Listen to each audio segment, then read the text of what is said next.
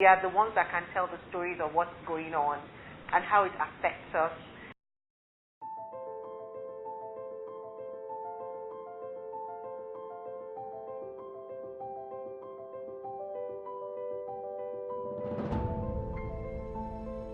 Assistive technology is a field of ICT that makes mainstream ICT products accessible to persons with disabilities. It's very much needed because persons with disabilities cannot do what they need to do without technology. I remember my first degree in the University of Benin. I couldn't use a laptop then. My studies were limited. I had to record just certain portions of my textbook. I had to write my exams with a typewriter where you really needed to arrange all the sentences in your head. Once you made a mistake, you couldn't go back to erase it. That was it, you know. And so learning was tough. When I started looking for a job after school, I went for interview in the place. I was of the right age, I had the right qualifications, but I did not get the job because they asked a question I could not answer. The job was very confidential. They asked, how are you going to handle files when we send them to you that have to be handled immediately and your colleagues are busy, nobody's going to read the printed files to you. And back then I said, okay, I'll hire an external reader. I said, but they are confidential. We cannot allow somebody who doesn't work in this firm to know what's in those files. And then I was up a stump. So we couldn't find a way around that problem and I didn't get that job. My HR resource manager was really good for me, and my direct line manager was very good for me too. They worked with me based on what I said my needs were. So because I did not, as at that time, realize that there was the kind of assistive tech like JAWS, because I was asking in the wrong places. I did not ask for that, so it was not provided. If I didn't work in research spaces, possibly I would not know about SPSS, which exists, which also the cost is getting lower. So, and the availability also means that there is ability to use. So I think the major issue is in terms of capacity building. Not just capacity, the awareness about these devices. By the time I got out of school and I started my youth service, I saw the need to be able to get that computer literacy, and I did, you know, and I believe that life became a lot easier for me. I went with the fact that, Dolapo, this is something you need, and it's only going to make your life easier. And for that way, once I was able to embrace the fact that I was going to be making my work easier, I could deliver better, I could get things done faster. Once I could shift my mind to embrace that, then the rest was pretty much a breeze. I do everything online. I find it easier to do online because I don't have to move around. I met an HR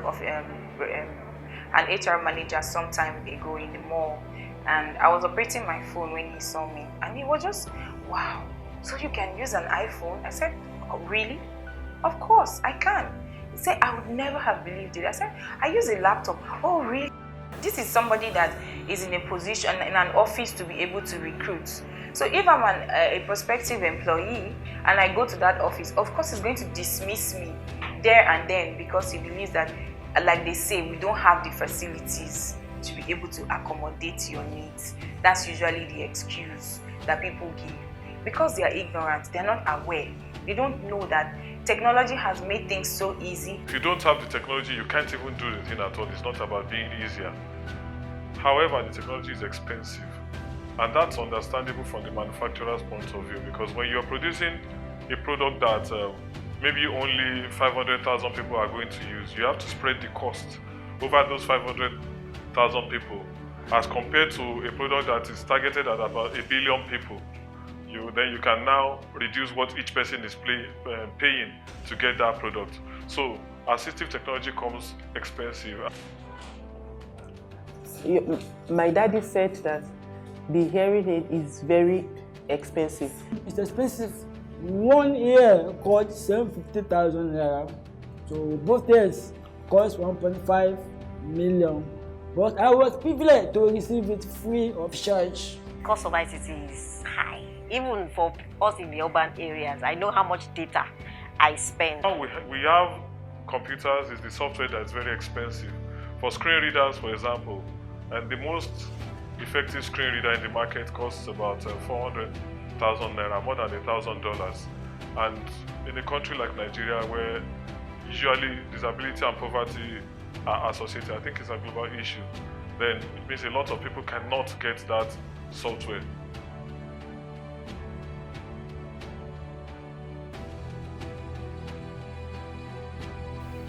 The easiest way people have solved the problem of technology access is by coming together in groups. In Nigeria, we have the Accessibility 360, which is a WhatsApp group of blind persons who talk about where they discuss technology, and people who have used technology tell others about what they find. People who do research come up with the findings, and then people who have problems with technology can post questions, and then people who get responses from those who can help them. It's one thing for the person's capacity to be built, but it's another thing for the person's attitude toward getting the capacity.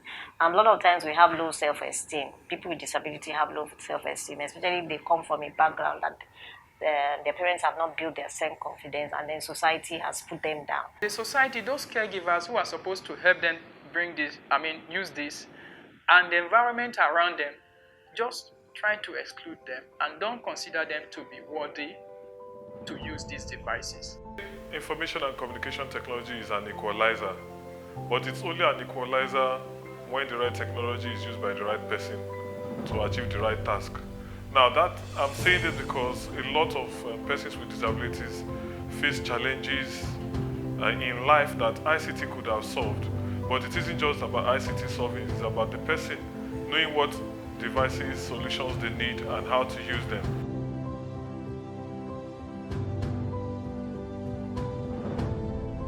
According to persons with disabilities, the various components that define access to ICT and assistive technologies for them are: 1. Availability of assistive technologies. 2. Affordability of assistive technologies. 3.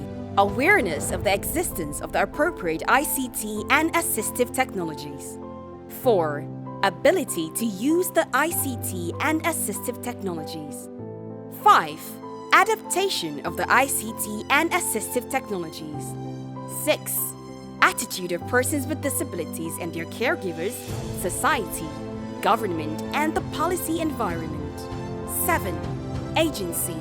The power of persons with disabilities to organize and promote access for the PWD group. With these components of access to ICT and assistive technologies defined, how might our actions be promoting the inequality of access to ICT for persons with disabilities in the digital world?